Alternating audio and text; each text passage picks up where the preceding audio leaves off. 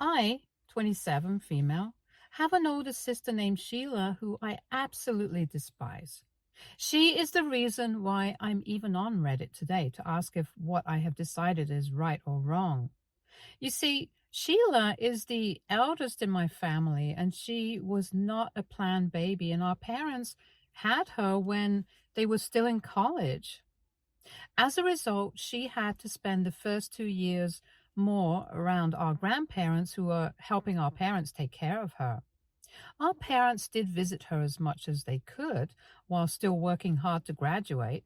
When they finally graduated, our parents decided to get married to each other, and this is when Sheila started to live with them. I guess this is why she is extremely clingy and wants attention from them all the time.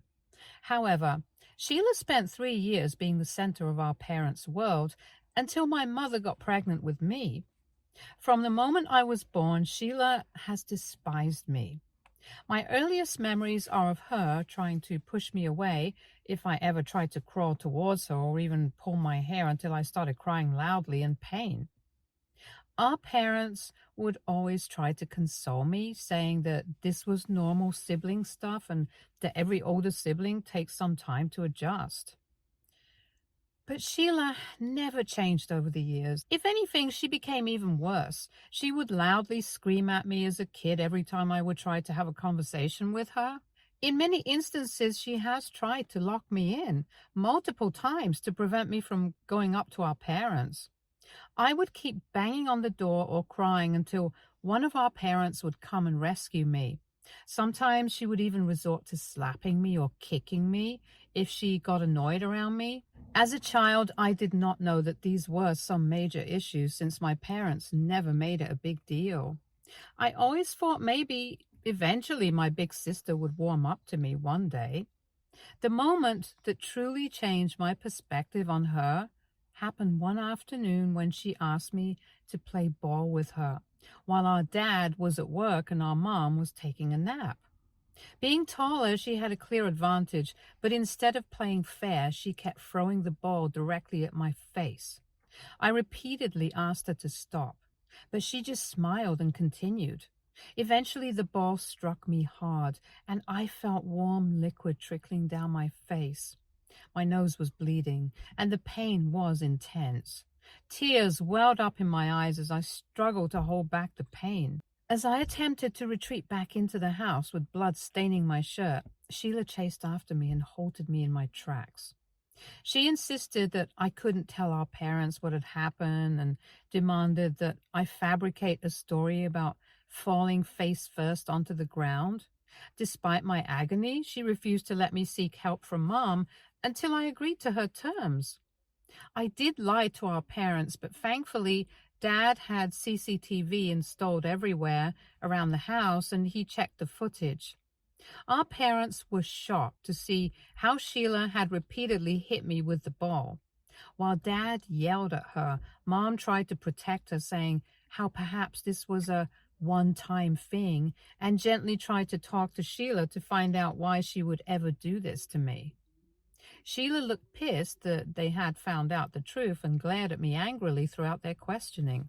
She maintained her innocence and my parents let it go, hoping that she would change. However, I knew she would blame me for all of this, and this is when her bullying started to get even worse. She would intentionally try to slam the car door on my fingers whenever she could get a chance, or shove me into the school hallway when she was sure there were no teachers around. If I ever sat down with friends, she would find me during lunch and tell my friends how they should not be around a stinky backstabber like me. She would try to even steal my lunchbox or my lunch money so I would have nothing to eat that day. Despite my attempts to confide in my mother, who tried to address Sheila's behavior through gentle parenting, it proved futile and her bullying persisted. When I turned 9, I convinced my parents to throw me an anime-themed birthday party, something I'd been pleading for, and to my delight, they finally agreed. However, Sheila had been relentless in her teasing, calling me a tomboy and scoffing that no one would even show up. Much to her surprise, and mine, the opposite happened. As I invited my classmates, word spread among those boys and girls who shared my interest in anime, and they eagerly accepted the invitation. When the day of the party arrived, each guest arrived at my party dressed as their favorite anime character. It was a resounding success, and my parents, who had often seen me as reserved and shy due to Sheila's bullying, were amazed to witness how confident and well-liked I was among my peers. Sheila sulked around the house the whole evening and even refused to sing happy birthday with the other guests when it was time for me to cut the cake. Honestly, I didn't care because, for once, I liked being the center of attention without my sister trying to steal my thunder. Slowly and slowly, as I started to grow up, I felt more confident in my own skin, and I learned to stand up against Sheila and her relentless bullying.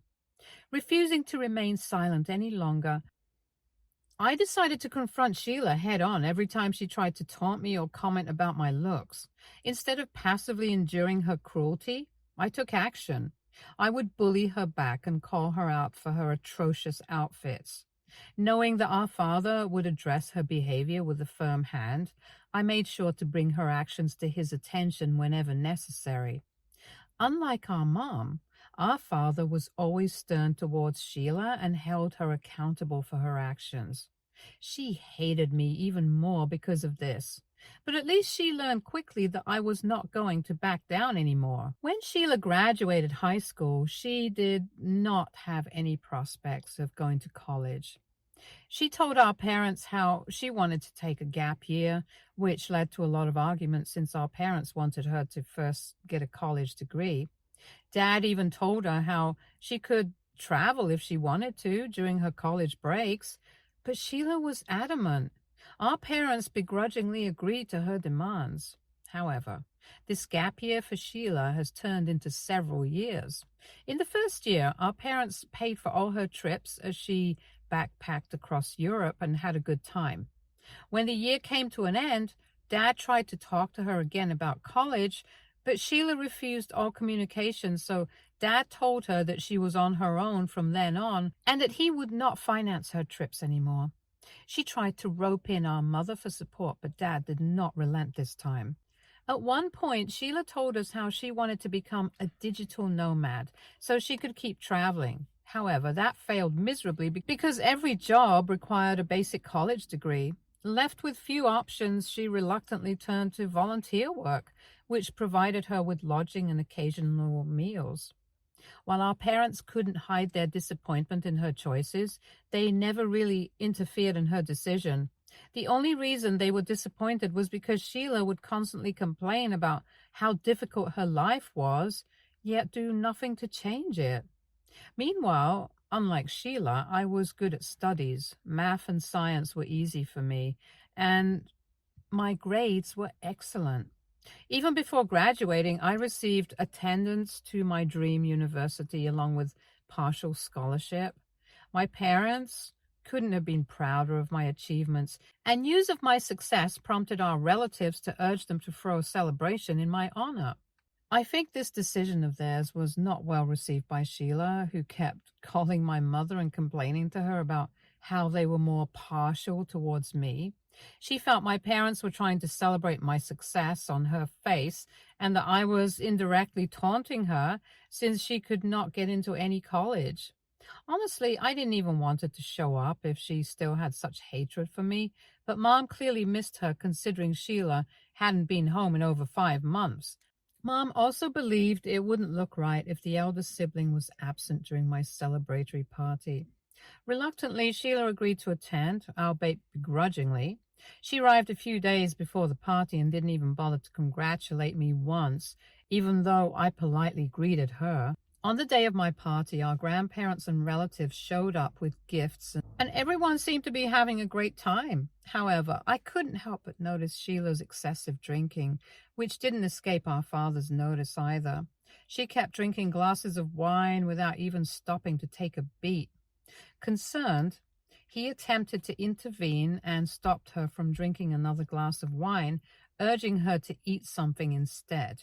Sheila, however, angrily snatched her glass back from him and continued to drink. Some of the relatives did look at her with concern.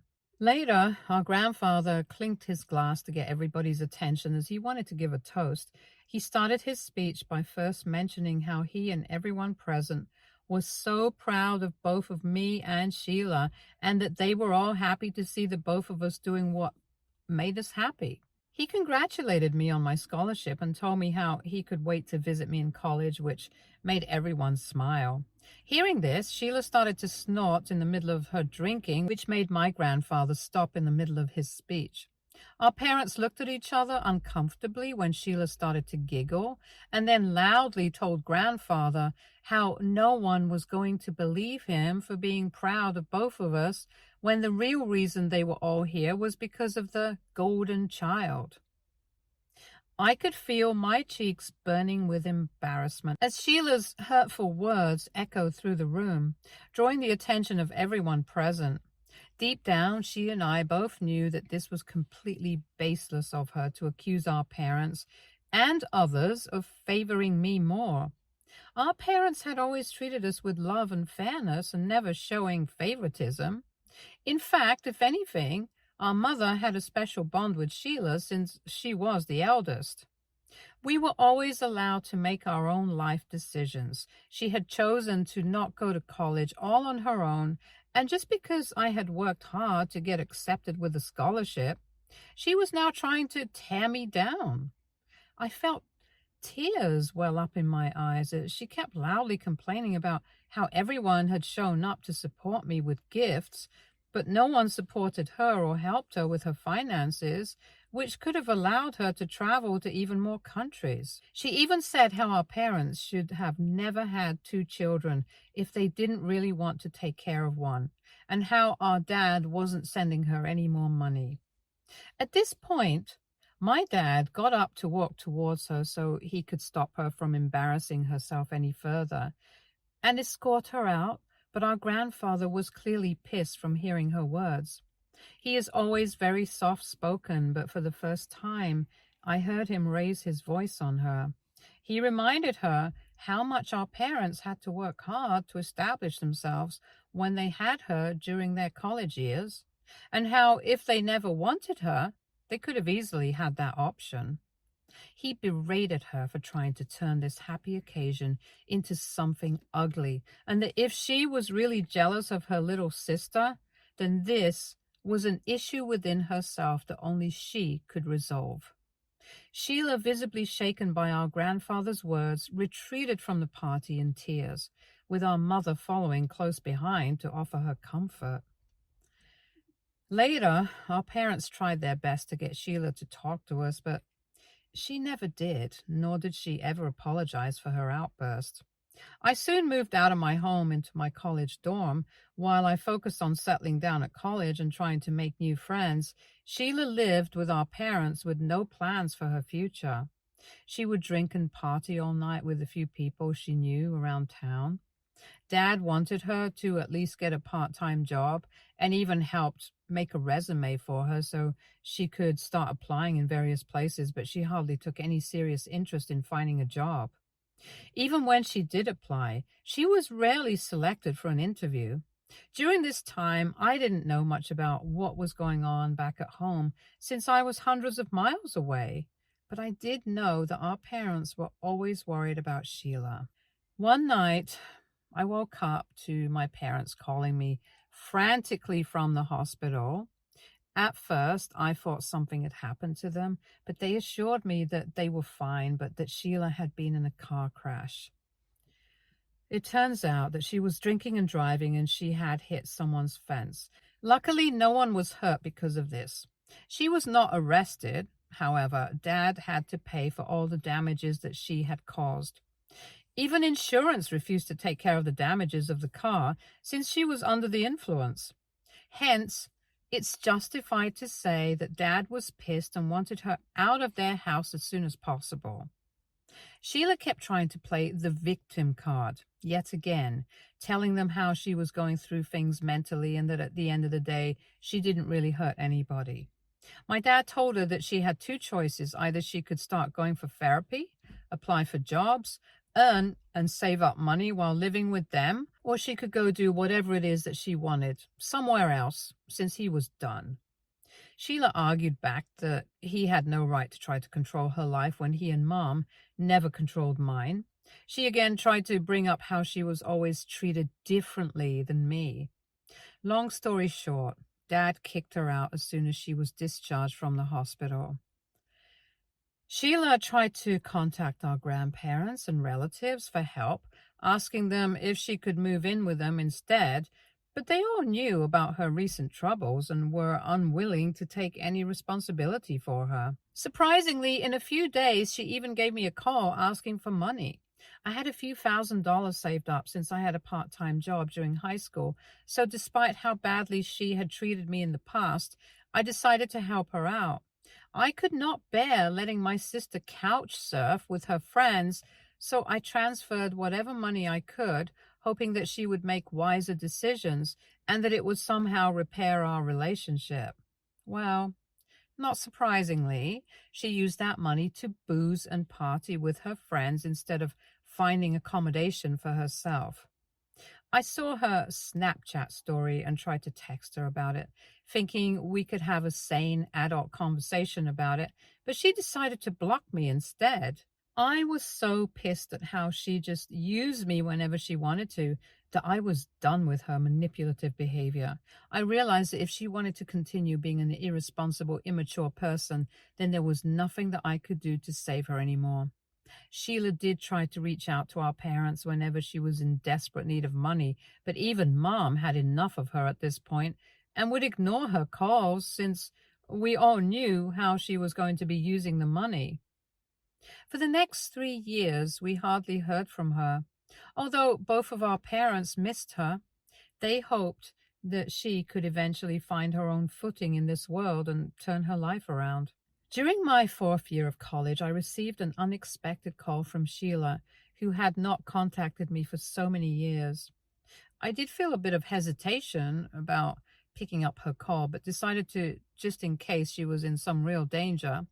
However, Sheila sounded excited as she asked me how I had been and what I had been up to lately. The most frustrating thing about having a conversation with Sheila is the way she acts and talks so nonchalantly as if the past is all forgiven.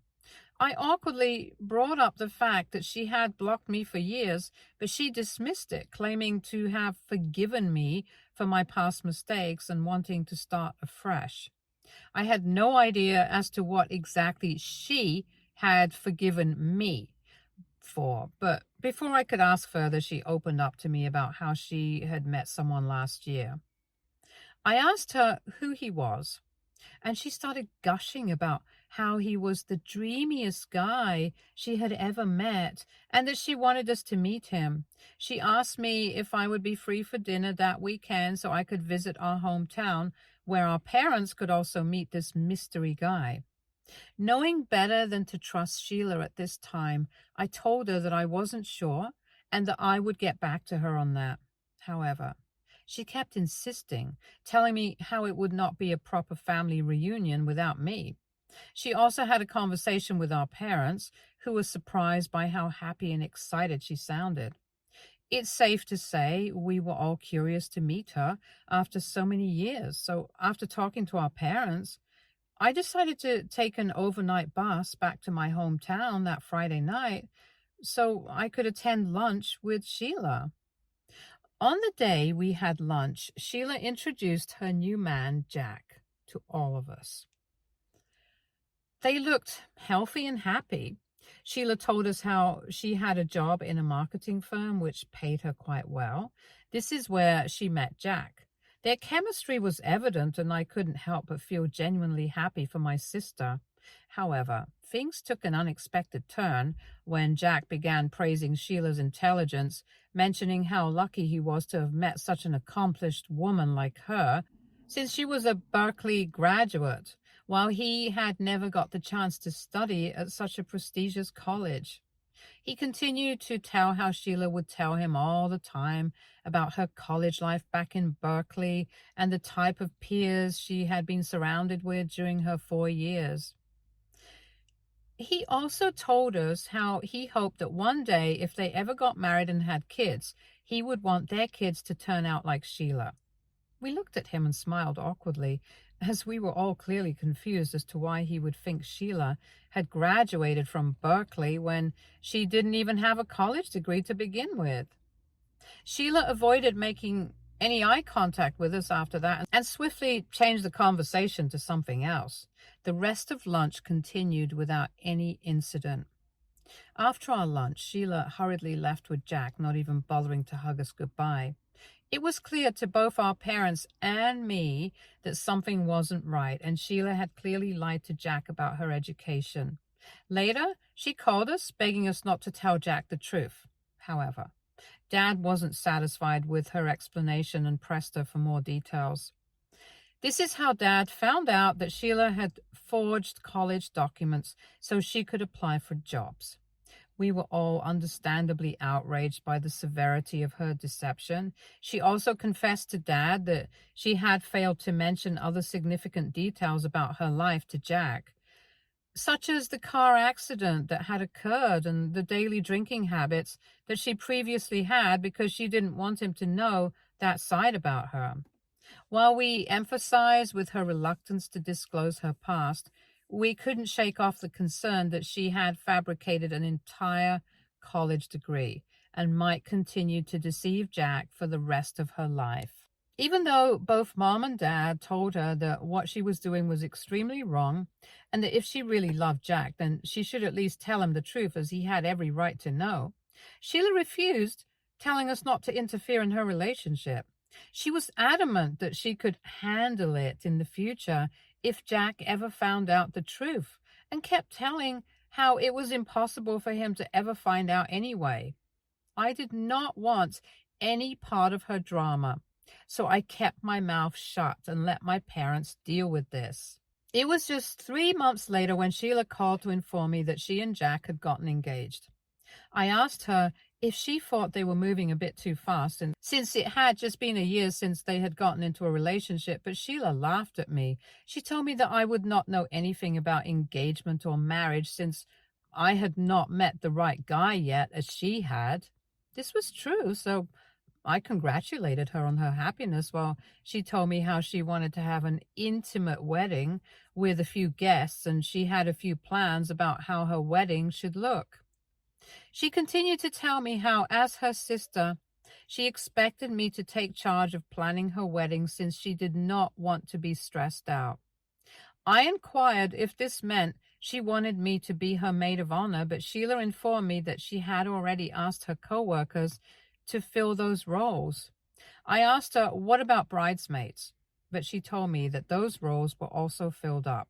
She continued to say how being her wedding planner was the most important role in her wedding anyway, and that she and I could start planning immediately. I was a bit disappointed that she wasn't even including me in the wedding. Instead, she expected me to take up planning her entire wedding, which was something I never even asked for in the first place. I assured her that her co-workers, who knew her well and spent more time with her, would be better suited to help with the planning instead of me. Sheila argued back that her co-workers were all working women with their own families and that they could not spend their free time doing this.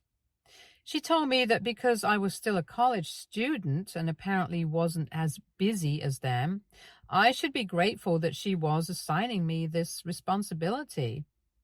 Her reasoning made me laugh because it reminded me of how manipulative she could be when she wanted something. I simply refused and told her that this was my last year in college and I had quite a lot of things on my plate already, so she should ask someone else to be in charge of her wedding planning. This must have pissed her off because she started to say how she expected me to contribute to her wedding by doing this since I was her family. I replied back that I had no problem helping here and there. but that I could not possibly take on such a heavy task with all the things I had to manage as a college student. My refusal to help her has since become a huge issue, as she has immediately reached out to our parents, trying to urge them to pressure me into agreeing to take care of her wedding planning. She says that as the bride, it is humiliating for her to do these tasks when other brides can depend on their family. When our parents tried to compromise and told her that maybe she could pay me for the hours, as being a wedding planner is not easy, I would have to come up with the wedding theme and guest seating chart, contact the caterers, and help her find the perfect venue, while also working hard for my college. But Sheila refused, telling them that no sister would ever ask to get paid for such menial tasks, and that I was just being selfish as usual. She has continued to send me several messages, but I have refused to answer. And my parents are also choosing to stay out of it now because they do agree with my decision. So, Reddit, am I right in not agreeing to her demands? If you had a sister like Sheila, would you ever help her plan her wedding, even though she has done absolutely nothing for me in my entire life, but expects me to just drop everything and help her out? Update 1. When I posted this, I thought maybe a handful of you would comment about how you all agree that my sister is just being too much. However, I have received hundreds of messages from strangers telling me what a red flag Sheila is, and how they have also had family members just as toxic as her. I'm truly sorry to anyone who got triggered with my story, and I feel sorry that some of you have had to go through what I have gone through. For the first time in my life, I feel validated with my emotions. It's not easy having a bully in our lives, and Sheila truly is a nightmare to be around. A lot of you have asked me to tell Jack the truth and spare him from a lifetime of suffering with my sister. I do agree with the points made, and if I were Jack, I would definitely want to know if my partner had forged an entire college degree and knowingly not mentioned important things from their past. I plan on telling Jack the next time I see him, and will update here when I do. Meanwhile, Sheila has kept texting me for the past 2 days, forcing me to accept the responsibility of planning her wedding. And I have politely kept declining instead, telling her how I would be happy to help if she had any other easier task for me. Update 2. I know it's been a few weeks, but all hell has broken loose.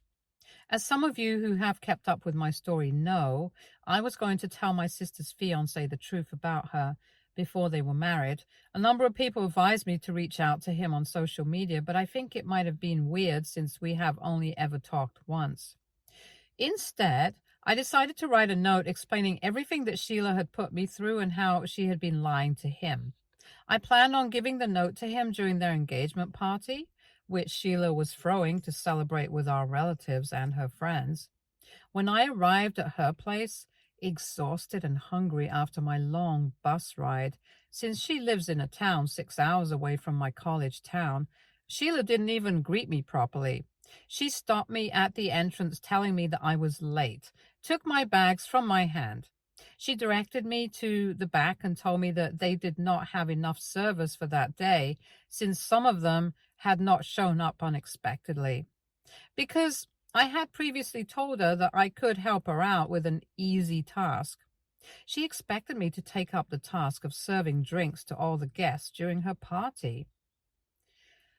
As Sheila pushed me towards the servers at the back without even giving me a chance to freshen up or even greet my parents and relatives, I was taken aback. My parents shared my surprise at seeing me serving drinks, but I flashed them a reassuring smile to convey that it wasn't a big deal, as I did not want them to worry. Unbeknownst to Sheila, this unexpected turn of events presented the perfect opportunity for me to discreetly slip a note to her fiancé while she was preoccupied mingling with her guests. When I handed a glass to Jack, he graciously thanked me and remarked that I didn't need to be serving. Seizing the moment, I passed him my note and quietly urged him to find a private moment to read it as soon as possible. Not even 15 minutes later, Jack emerged from the bathroom with a flushed face. He walked up to Sheila and asked her if she had really been lying to him all along. Sheila looked at him in confusion as Jack continued to press if she had actually never been to college before. Her eyes widened in shock as the guests around us looked at them with confusion. Turning to our parents for confirmation, Jack asked them, and my dad didn't hesitate to reveal that Sheila had never pursued higher education. Everyone watched in stunned silence as Jack then asked Sheila loudly as to how she could have lied to him about such an important thing, and how embarrassing this was for him to find out this way just after getting engaged. Some of their co-workers had their mouths wide open as they watched the drama unfold. Jack continued to tell her that if she could lie to him about her fake college degree, then there were so many things that she could have lied to him about, and he did not know what to believe anymore. Long story short, the engagement party ended in a disaster. Sheila was left embarrassed in front of everyone. In the end, her fiancé left with his family, telling her that he needed some space away from her. After they left, the party was pretty much a bust because everyone kept staring at Sheila, who looked shaken up. Even her co-workers left hastily after a few minutes, and I have no idea what will happen to her job, especially since her manager had been in attendance at the party. Sheila does suspect that one of our relatives, perhaps a cousin or me, may have revealed the truth to Jack, but she lacks any evidence. In the note I passed to Jack, I had urged him not to disclose that I had informed him of the truth, and I am grateful that he never implicated me. My parents have told Sheila that this is all her fault since they wanted her to be upfront with her partner from the very beginning, but she had chosen to not do it. I will update next if she and Jack still decide to get married after this or not. Update 3. Well, as some of you predicted, Jack has called off the wedding. He even asked Sheila to give him back the engagement ring since it belonged to his mother and was a family heirloom. He has also asked her to move out of their house and refuses to communicate with her any further. He has still not told her anything about how he found out the truth about her. As for some of you who keep telling me that I should confess and tell my sister about my note, I will absolutely not do that. I would like to clarify that I never lied to anyone. You can judge me all you want, but I did absolutely nothing wrong. I simply exposed the truth, and her fiancé chose to end their relationship. If I confess now, she's going to redirect all the anger and resentment she's feeling towards me, and I'm not going to invite more drama and bullying into my life. I hope that this breakup teaches Sheila to hopefully become a better person in the future. Stay tuned for more stories from our girl relationships.